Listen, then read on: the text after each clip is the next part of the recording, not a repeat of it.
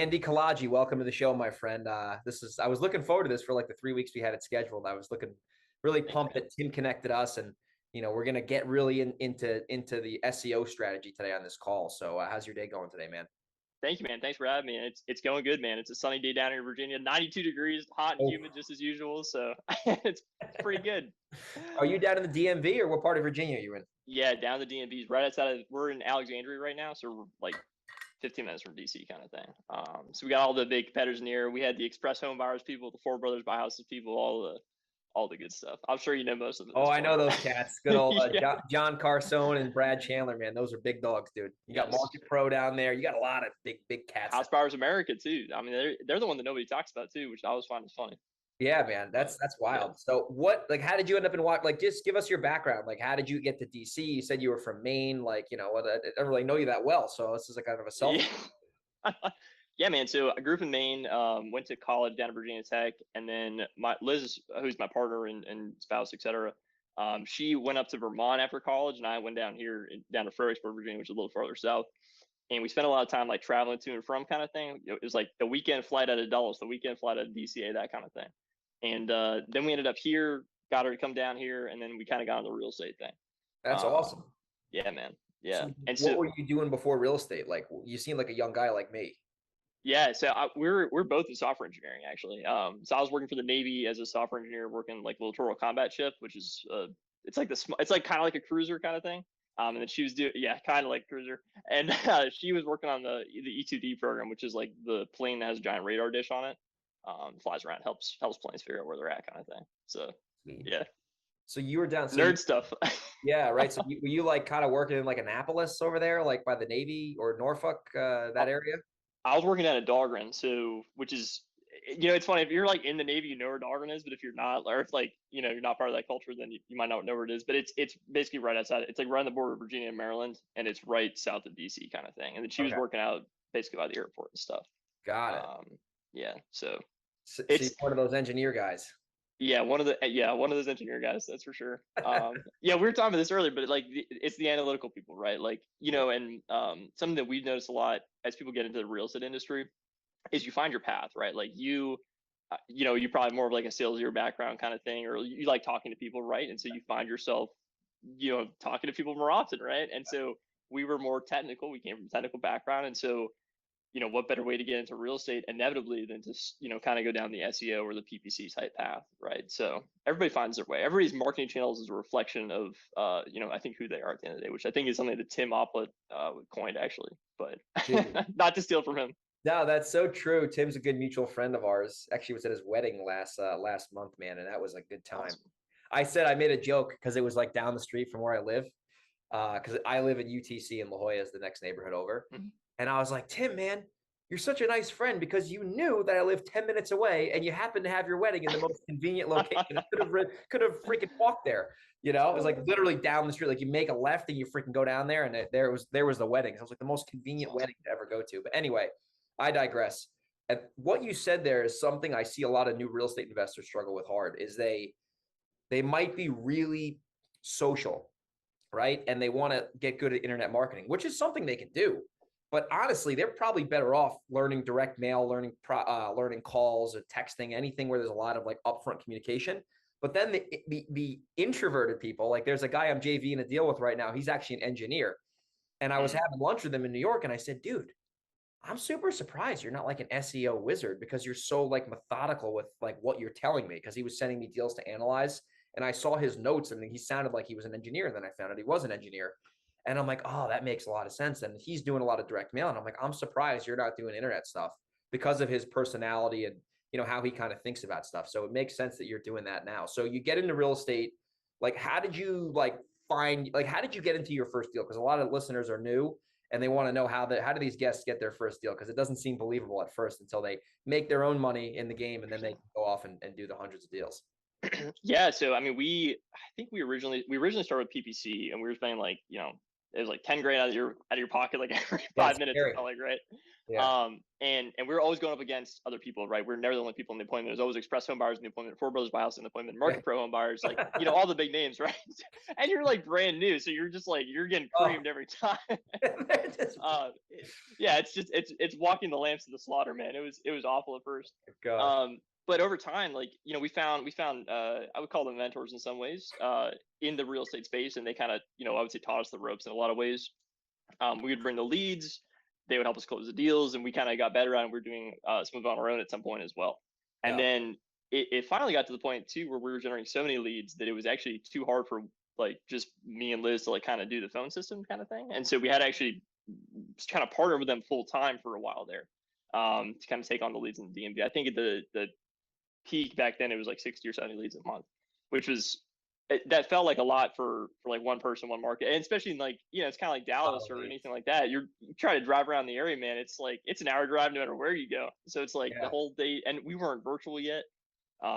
Which, that's like a whole nother conversation, but like when you're doing the appointments and stuff too, you might get 2 appointments in one day, best case, if you're driving an hour. Yeah. So, In the DMV with that beltway, dude, there's no good yeah, way to get around the DMV. It's a pain in the ass down there. So 100%. that's that's freaking, here's the takeaway for the listeners, and then we'll get into some SEO stuff.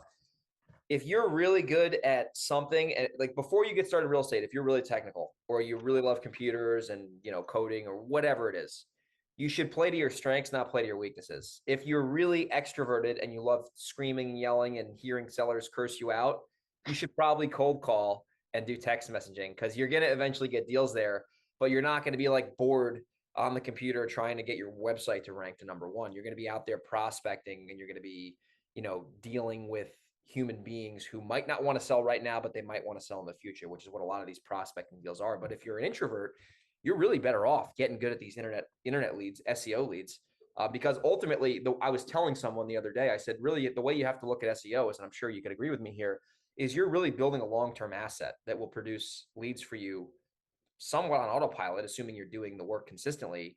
And the cost of the lead always goes down over time with SEO, because you're building the asset to become more valuable. And then if you want to sell your business, right, like down the line, and a lot of people don't sell wholesaling businesses, and there's a bunch of reasons for that, which we can maybe get into later, you can really sell something that has value, because you don't have to keep pumping money into this thing like Google or mail or texting. It will literally generate leads, in like an evergreen standpoint, like Trevor Mock talks about. So like really, there's a lot of value in building a strong SEO presence, whether you're local or whether you want to do this all over the country. So let's just kind of jump into the tactics and the strategies on SEO. So for people who are not familiar with SEO means, what is SEO and how does it kind of work? So that's a great question, and I have to say I love your analogy, because I was talking to Liz about this before the call, and we were literally laying out the exact same mindset in our head, right? Like, you have the idea of selling the site if you leave the industry, or leasing out the site, maybe renting out the site or something like that, and you're building that asset. It's kind of like, you're a real estate investor, right? You're buying rentals, you're buying multifamily syndications, you're buying into stuff, right? And why not build that evergreen marketing channel that can help you propel that for the lifetime of your time in the real estate world. So anyway, just food for thought. But back to the SEO side. So we see SEO. I'd say there's like 3 core components to SEO when you really break it down to it. And it's you have the on-page side, which is kind of the stuff that happens on your website, right? That's like the content on the website, the videos, the images, the photos, like all that fun stuff. The off-page side, that's kind of like the technical stuff. That's like the backlinks and the crazier stuff that no one wants to really talk about. Yeah. And then the third piece is, I think the best way to phrase it would be like time out of the bar, right? So it's like, how long have you been doing what you're doing? How consistently have you been doing what you're doing? And does that stack up over time, right? So it's like, you can't just build a bunch of links. You can't just mail a bunch of letters one day and call it good, right? And so, we created an analogy previously, like relating it to direct mail, because that's something that people can conceptualize a little bit more. But like on-page SEO that's the content on your letter, right? And imagine that Google is the USPS, and the USPS decides that they're going to filter what letters make it through the mail. Yeah, right? that's good. And so, and so like, imagine if like you put like the word like stop on your letter or something, or foreclosure or whatever, and the USPS is like, we don't send those letters anymore, and so half your letters go away. Yeah. Right. That's what on page is like that. If you don't have the on page dialed in correctly, your letters won't even make it through the USPS. Right. And then the off-page side, we see that as kind of like, how many letters are you sending, right? So like, are you sending 10,000 letters? Are you sending 100,000 letters? Are you sending just 10 letters, right? And the more letters you send, the more likely you're going to be to get a deal from that marketing channel. And the Dude, time of that's so smart. That's so good, bro. I'm just sitting and here pondering that. awesome. And then the time of the bar thing is, I mean, you can't. I mean, that's kind of self-explanatory, right? Like, you can't just send letters month one. And I mean, I don't know about you, but like, we don't typically pick up a deal from just sending letters on month one, right? Like, you got to give it some time under the bar to actually see the fruits of your labor type thing, right? So I think if I were related to direct mail, those would be the three ways I would kind of lay it out. But yeah, that's the analogy. It's funny you say that. I just did a webinar last month, like a master class on how to do direct mail, because I've been doing that forever. And Awesome. the main thing I was telling people on the webinar is I was like, the main list that you need to mail is not the tax delinquent list. It's not the unknown equity list. It's not the absentee list. It's not the senior owner list. It's the consistency list. I said, if you're not planning, and I said the consistency list is the toughest list to get because you got to do it every damn month. I said, if you're not mailing the same prospects, and this will tie it into SEO in a minute, you're just wasting your time, because direct mail is all about timing. And month one, they might get your letter and their tenant's paying rent and they're happy as a clam. But then month four, when they don't make the rent payment and then the owner can't make the mortgage payment, your letter shows up in the mail and they're your best friend. Oh my God, I can't believe I got this letter today. My tenants haven't paid rent. Well, if you didn't mail them the fourth time, who knows if that campaign would have been profitable, right? I remember I tell the story on the webinar. I had a deal where we had running a campaign a couple of years ago, and the first two drops, it sucked. And I was pissed. I'm like, man, I'm spending all this money. Like, what the hell's going on? Third freaking campaign, the third drop, we pulled like a $75,000 deal out of it because she goes, hey, I got your letter. I need to be out of here in 30 days. Let's do a deal. And bam, right? Like that, the campaign was a smashing success. And it's the same thing with SEO. You got to put the damn work in consistently over time. And the thing I like about SEO that's better than the mail is it's a real asset that will continue to work while you're sleeping. You don't have to keep buying mail every single month from those vendors. Yeah. Excuse me. Yeah, 100%. I mean, and you were talking about like the cost per lead dropping over time, right? Like, your cost per lead when you're first starting SEO, it might be $300, $400, $500, $600, $1,000 a lead, right? Yeah. But ideally, by the end of year one, year two, year three, you're getting that down to $5, $10, $15 a lead. And that's something that's really sustainable. I mean, $150 for a deal that's pretty good. We're talking long term and stuff. That's pretty good, especially in Washington, D.C. Yeah. Yeah, 100%. Those savages in Northern Virginia, that's so expensive down there. I didn't even know how expensive it was there until one of my buddies told me. I was like, what the hell? 800 grand for a house in Clinton? I'm like, you're in Virginia. And he's like, no, you don't get it though, man. It's like right outside of DC. And then I was like, oh shit, word, you're right. It's like right on the border. But anyway, so we kind of drove the point of why it's so important to consider SEO. Now, how does like you said on page and then off page? Time under the bar is pretty self-explanatory. So when we're talking about on page or really converting that traffic that you're generating, what are some things on a website that are must-haves that will make your website stand out against the other person's website so you can hopefully get that traffic and the competitor goes away? Definitely. So I feel like we should clarify like the conversion of your site, like how often someone fills out the form based on how many times they click on the site is going to be different than how it looks to Google, right? How Google and algorithms going to interpret stuff is going to be really different than how, like, Grandma Betty interprets the site, right?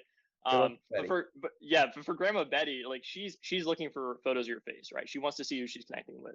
And the big thing that we've noticed as we've tracked like probably 1,000 people through Microsoft Clarity at this point is that people in more urban areas, people who are wealthier, people who have a bit of better financial background, they typically prefer to see the company, right? They want to see the brand. They want to see Express Home Buyers. They want to see the House Guys. They want to see that. They want to see BBB. They want to see Google reviews. They want to see that kind of stuff, right?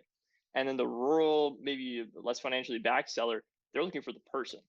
Interesting. Right? And that's all they care about. And so if you have an About Us page and an Our Company page on your site, you'll see, because they'll fill out the form, right? And they'll go through the site, they'll go through all the header pages, and then they'll click on either Our Company page or the About Us page. And you can always tell which of the type of seller is going to be based on which one of those pages they click on. And they very rarely click on both pages on the same session kind of thing. That's interesting. That's really interesting because, like, in my area in like New York, it's a pretty savvy area. Like, people make a lot of money, and the houses are worth 500-600 grand. Yeah. And we get leads, from others. Sometimes we'll get a direct mail lead and they'll go to our website and they'll say, oh, I saw your reviews. You guys seem like you've been around for a while. We feel comfortable working with you. And that makes sense how you just explained that. And then I guess with the rural people, yeah, they just want to know that Joe Blow is a real human, Yeah, not some robot in India, ripping exactly. people off over the phone, Yeah, 100%. And the other piece to conversion too, that I think gets missed a lot is like conversion's not really about getting people to fill out your form. It's really more about getting people to only fill out your form, right? And that's where you really make money, right? It's not when you're going up against 16 other investors, it's when it's just you No, and the that's not seller in fun. the exactly. Yeah. And so, your typical like website, if you have the basic conversion elements on there, you're looking at somewhere between 18 and 25%, depending on a lot of the demographic factors. So like, do you look very similar to the person that's filling out the form, right? That's going to have a lot of impact, and the percentage of conversion rate and stuff like that. But if you do, then you're looking at like 20% area, 20-25%. But if yeah, yeah, I forgot where I was going with that one. Oh, that But makes sense. That makes sense. Especially too, like you said, you want them to just fill out your form and not the 3 other forms or 4 other forms. And that's the one yes, drawback I've always said about internet leads, whether they're SEO or PPC, is yes, the sellers are much more motivated, but sometimes, not all the time, they will fill out 5 forms. And the speed, the key is speed to lead, right? If you're not calling them back right away, or you don't have an answering service calling them back right away, you're done. Like, forget about it. And that's why they go dark on you. It's not that they don't want to sell their house, is they're selling the house to Andy, not Greg, down in Delaware, because Andy got back to them and Greg was going for a hike, right? So that I want to tell a story about that real quick, because I had this happen on a property in Vegas. It was a Google lead, and it was a Google PPC lead. And the lady called up right. I was on the phone with my acquisitions manager, and we saw the lead come in right away. And I was like, "Oh shit, let's call him back right now." So we both call him back, saying like we're both on the phone. Lady's got a house in Vegas, smoking hot motivated, like smoking hot motivated. And I know the Vegas area like decent, like that's not our main market, but we happen to get the lead there. We're doing a little bit of testing. And she's like, "Oh, well, I got 3 other people coming tomorrow." And like, you're just like, "Oh no, oh, here we go again." And she had a certain price in mind. And I knew she was motivated, and I was doing most of the talking. I wanted Brett to hear. And I said, "Well, what would get you to do a deal with us today, assuming you were happy with everything?" And she said, "If you made us an offer right now over the phone and you guys could close as soon as possible, I'll cancel all my other appointments." So we made her an offer. She got right back to us. She took the offer. We signed it up, wholesale it for 23 grand. And it kind of broke a belief I had in my brain. This was like 2 months ago. And the belief was, oh, if they're an internet lead, they're just going to try to get 5 offers and they're going to just commodity shop it. And the real takeaway that I got, whether that's SEO or PPC, is if you're cool with the seller and you have really good communication skills and you can find their problem out, most other investors are not going to do that. They're going to say, "Oh, here's my offer. I buy houses. I pay cash. Look me up on Google. Have a nice day." But if you can really build that relationship with them and truly solve their problem, whether it's on the phone or not, especially we're virtual, like we'll win deals over the phone over people who are setting appointments, because we'll make them the offer right away and they'll take it. mm. And then they'll cancel the other appointments with a local guy. And it blows my mind. I'm like, "Oh my gosh, this is crazy." Like I don't even live in New York, neither does Brett. And, we get deals like that all the time from other people over the phone. But anyway, I digress. But what do you see that a lot with like how to not have a seller fill out 7 forms, like little tricks and strategies to like avoid that if you can? Yeah, I mean, on the conversion side, like it really Yeah, comes down on the to like just conversion side. answering all their questions, right? So it's like, can you like if you're when a seller comes on the site, 50% of the time they're just filling out the form, right? And like you can't change that seller's mind. They're just filling out the form, going to the next site, filling out the form, et cetera, right? But it's the other 50% of sellers where you really make that money. And so it comes down again, the photos, the reviews, the company branding, and the personal branding, right? If you can answer those 4 things, then you typically can bucket all the other sellers into one of those things. Just to Totally. be able to answer those questions, right? And so like I got like a lot of really fun form fills that we've gotten over the years where it's like, I only filled out your form, like I only want to talk to you because you're like, you guys are the guys, like you're gonna give me the most money, you're gonna be the ones to talk to. And it's like, that's where you make the money. Like we had a really nice lady in Rockville, Maryland, and she was just like this. Like she didn't even fill out the form. She filled out like the contact us page or something like that. Yeah, I get One those. of those sellers, right? Yeah. Yeah. And so like, they're every seller is unique and every seller is looking for something different. And so the job of if you're putting on your conversion hat, your job is basically figure out how can I answer everybody's question on the site without making it look really stupid, right? And so if you can do that, you're going to make a lot of money, especially when you can drive traffic to the site. Yeah.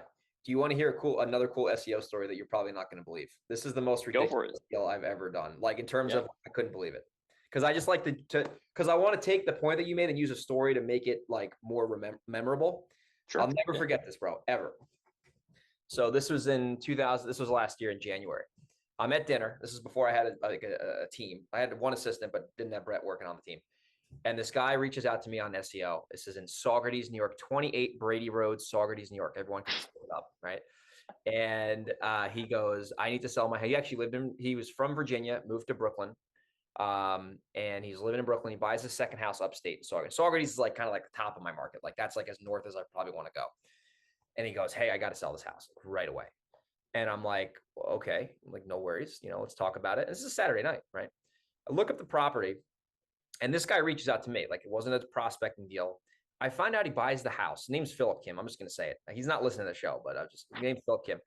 And he goes, I just bought it last month and I need to sell. And I go, you just bought the house last month? He's like, yeah. And he bought it on the MLS for full retail. And I'm like, okay, why do you want to sell?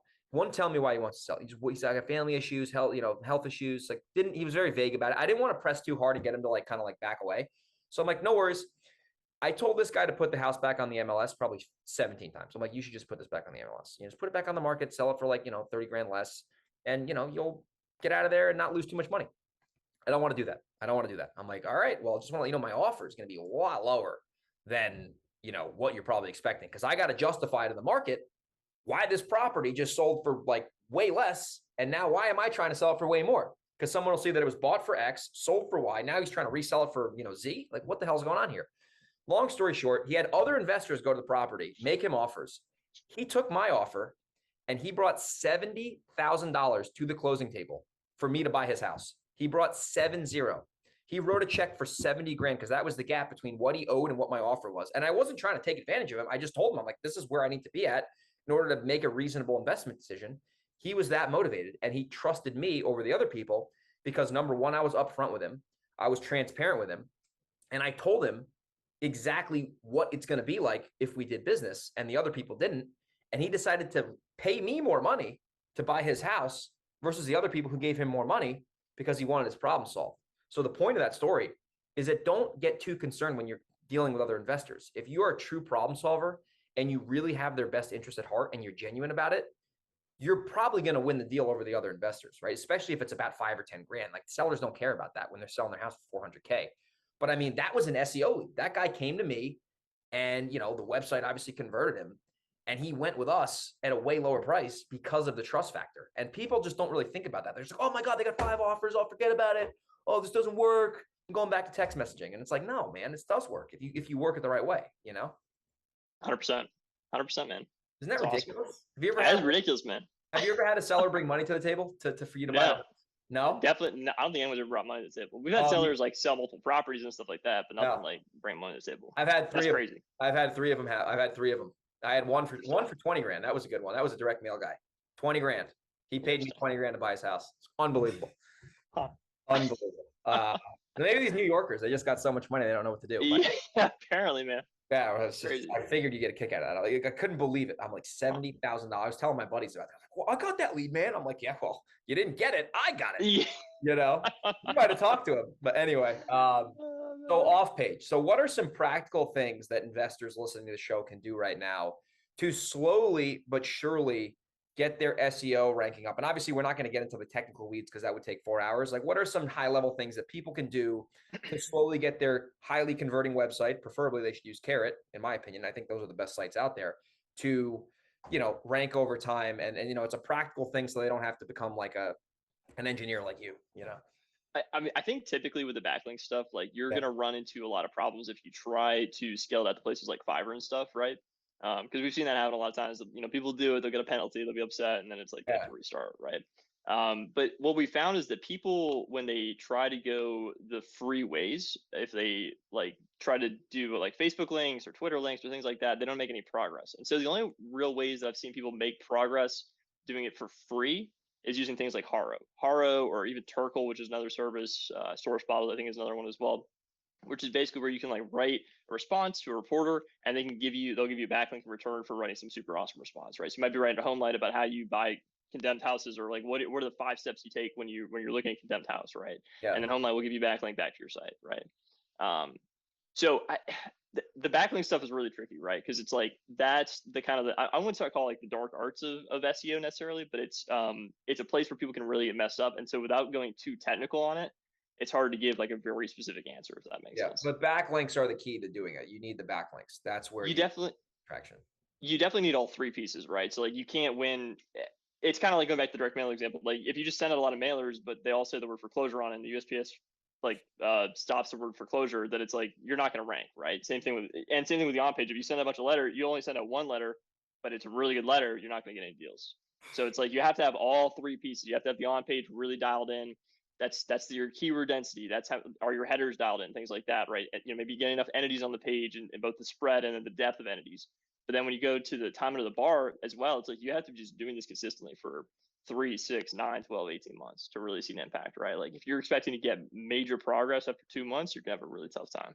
No, that makes a ton of sense, dude. And it's those repetitions, and it's becoming a master and committing to doing this, not just dipping your toes in the water and think, oh, I'm gonna dabble in SEO and see if I get some leads. Like you might as well just throw your money away at that point. Yeah. You got to commit to this stuff, and you got to truly. And the thing is too, like if you get really good at SEO for real estate, that's a skill that you'll have forever. And if you want to start a plumbing supply company or whatever, you could do the same thing. It's a skill set that is intangible, right? That no one just like sales. Just like sales, exactly. If you can sell a property, you can probably sell software, right? It's the same process, different product, different service. So we talked about that. Now, here's something I've been seeing recently with I guess the way Google works a little bit. I'm not an expert with Google, but I know a little bit about it. The Google local and like having like there's like obviously there's the SEO and then there's the PPC, and then in the middle I see there's like kind of like this Google local where there's like legitimate local companies like for example my company Velocity, we're based out of Monroe, New York, and if someone's in Monroe, New York, like not only will my website show up and probably my PPC head, but also the like there's a little like sidebar with like local companies, and it's like me and like my 3 good friends. We all talk about the leads. Happens all the time. Yeah, man. So that's called the GMB, or they changed the word to Google Business Profiles and stuff. It used to be called Google My Business, and that's a really good way for people to start getting leads if they don't want to dip their toes all the way into SEO. It's kind of like the middle ground. You can get up there a lot faster, but you can also be taken away a lot faster, right? So as Google does updates over time, the chance that you get removed is a lot higher. Yeah. And so a really easy way for people to get really fast results in the GMB space is just to basically create a GMB, get a proper address in a similar area, set the business name to the keyword. So maybe it's like sell my house fast, Hudson Valley, sell my house fast, Tucson, sell my house fast, Las Vegas, or whatever, right? Yeah. Put that GMB together, set up the service and the category pages to the keywords that they're targeting. We buy houses, sell my house fast, sell my house for cash, cash for buyers, cash for houses, right? Those are the primary 5. Do those 5 things, add some pictures, get a couple reviews on there, and you're going to do really well, right? And you can typically pull in at least maybe 1, maybe 2 leads a month from that, just doing that. And anybody can do that. By the end of the day, it's free. I mean, there's literally no cost. Yeah, and it's hyper local. This is hyper local. Not 20 square mile area at the best case, really. Got it. Yeah, I've seen that come up over the years because that really didn't exist like 3-4 years ago. At least it wasn't as big as it was now. And I see we get leads from that too, and a lot of those are obviously hyper local people. They're not like people in Vegas who inherited a house in Goshen, New York. Yeah. They're more of they're more local people, but that's interesting. So what else should we mention about SEO that we didn't cover, obviously, in this like high level overview here? Like what else is something that like people should either know about or can do? Oh, here's one. I got one. What about reviews? Like what are your thoughts on Google reviews for your website? Like legit, not bullshit, like, oh, your friends in your mastermind or like, oh, yeah, Greg's a great guy. Like I don't do that. Yeah. It's like you gotta be a seller. You can't be a schmuck. Ridiculous. When it comes to reviews on the site, the reviews don't really affect the SEO portion of the site, right? The reviews can affect the GMB spot to a point, right? Usually about 10, maybe even 20 reviews, and you can see some boost from that. But after 20 reviews, it doesn't really matter, right? But the sellers do look at that stuff. What I've seen a lot of people doing is we see a lot of people faking reviews, right? Which is like, hey, that's cool, but like sellers aren't always that dumb. Like they can tell they're using that like AI generated face, and that the eyes are always looking a little weird or something like that. So if people are doing that kind of stuff, like sellers can tell, right? And like sellers write in a specific way, and like when it's not written that way, you can tell. And I look for this now, like when I go to restaurants and stuff, right? I'm like, I look at the reviews and I'm like, this is not a real review. You know what I mean? I'm like, this is BS, Yeah. So that's so true, man. And the funny thing with reviews with sellers is like, assuming we do a good job with their property, like like we had two deals that closed, one closed or two on Friday. And I was like, hey, like, can you leave us a review? And they're like, yeah, sure. Like the sellers don't really mind leaving you a review. And like some investors are like scared to ask. It's like you offer them 65 cents on the dollar. Now you're scared to ask for a review. It's like, really? Yeah. Like they had the balls to do that, but they're like, oh, I don't know if I want to give a review. It's like people will see that and they'll be like, oh, like, cause like when the seller usually leaves me a review, it's like, it's a story. Oh, Greg, was up front or Brett was up front. Like they tell a little bit of a story about how the transaction happened. They're not just like, this is the best company in the Hudson Valley, I highly recommend work. It's like, no, it's like Greg was helpful. We had this happen. He solved this by doing that. I highly recommend them because they know how to, handle difficult situations, and then someone sees that and they're like, oh, he actually bought a house in Goshen and he like dealt with the bad tenants or whatever. And like people can kind of relate to that. It's not just like some vague, like, oh yeah, they're the best buyer in the Hudson Valley. Like who knows if that's the truth or not. So you got to have your sellers kind of be a little bit more specific in the review. If you can get a video review, like maybe I don't go to closings, but if you're, send someone to the closing, you get them on the record. They might not want to go on video. I mean, that's a little harder to do. Some of them will, or I've seen people do Zoom reviews. So, there's all these little things that you can just work on, to slowly over time, like we said, show build up that asset. And I have a friend, I'm not going to mention his name. I don't want to throw him on the record, but he has a site that he used to rent out. He used to rent out his site to another investor for a great, great monthly reoccurring. And that was because he built an asset over time. And that asset was paying him, whether they were doing deals or not. He was making money from his website because he took the time to actually get the thing to become valuable. And then if he ever wanted to sell his company, like he has a legitimate case to do that because he already has something that's producing revenue without, additional marketing expense, Yeah, 100%. So. I think the other big quick win strategy I've seen people use a lot is like if they're trying to rank, like let's say for the term like we buy houses Tucson, right? Yeah. And they can go create like a profile on Zillow or a profile on like other websites and then link to their website from that site. So we've seen this happen on like Zillow often or Connected Investors, Bigger Pockets, Realtor.com, things like that. And it'll jump to the top really, really quickly, right? Because you're already you're basically creating that super keyword dense page on another really authoritative site like Zillow, right? And then you're linking to your site. And we've seen that. I mean, we've generated leads that way, right? They'll go to the Zillow profile and they'll actually go to our site from there. We'll pull in the lead or something like that. And then if you already have a highly ranking site, you can just take up another spot that way too. So you want to remove your three great friends, you just put a Zillow, Realtor, etc. link on there, and then hey, you're the only guy in the Hudson Valley. You're the only game in town. Yeah, yeah. What happened? That's funny. I was telling you about before we hit record, I had a lead the other day. They filled out a PPC form with simple fast home offer. And then they went to Velocity House Buyers and filled out another form. And I was like, oh shit. We got two for one special here, Two for one, yeah. Yeah, that's those are the worst though, man. I feel like you waste your money on the PPC when you get the same lead twice. So yeah. That's anyway. So Andy, I mean, listen, you got a wealth of knowledge, man. I don't know you too well, but we seem to get along pretty well. If people wanted to, find out about some services that you offer, I know you do offer SEO services for people. So how does that kind of work? And then if they were interested in that, how would they be able to reach out to you to maybe explore doing that? Well, I think there's two pieces there. If they want to learn more about SEO and they want to do the SEO themselves, there's a great Facebook group. It's called SEO Meets Real Estate Investors. They can learn a lot. We are very transparent with our process. It's literally exactly what we do to generate 1,000 leads a month. We're probably a little too transparent, so maybe we should peel some of that stuff back. But if they want to just buy SEO leads, right? This is the other big thing that we've been working on a lot. If they just want to buy leads, get their marketing going. I think personally, like if I was an investor and I was starting like over again, I would not try to do marketing on my own. I would probably just buy leads because it's a really good way to get started. If you got $5,000, like you swim that into your San Diego market, you make a lot more money that way than spend that on PPC or SEO or something like that, or direct mail even like when you're first starting, Yeah. So we do that. That's called Property Leads, propertyleads.com. So we're really excited about that. We're working a lot of investors right now. So and if anybody's .com. Yeah, propertyleads.com, man. And then for the other one, there's the Facebook group SEO Meets REI. And you can go to the website too, SEOmeetsREI.com or SEOmeetsRealEstateInvestors.com or whatever. Friend me on Facebook too. You guys can even text me too. I think let me get my phone number. I don't even care, man. Like I've been giving this phone number out. I still get texted on every once in a while, but 202-570-4651. You can text me anytime.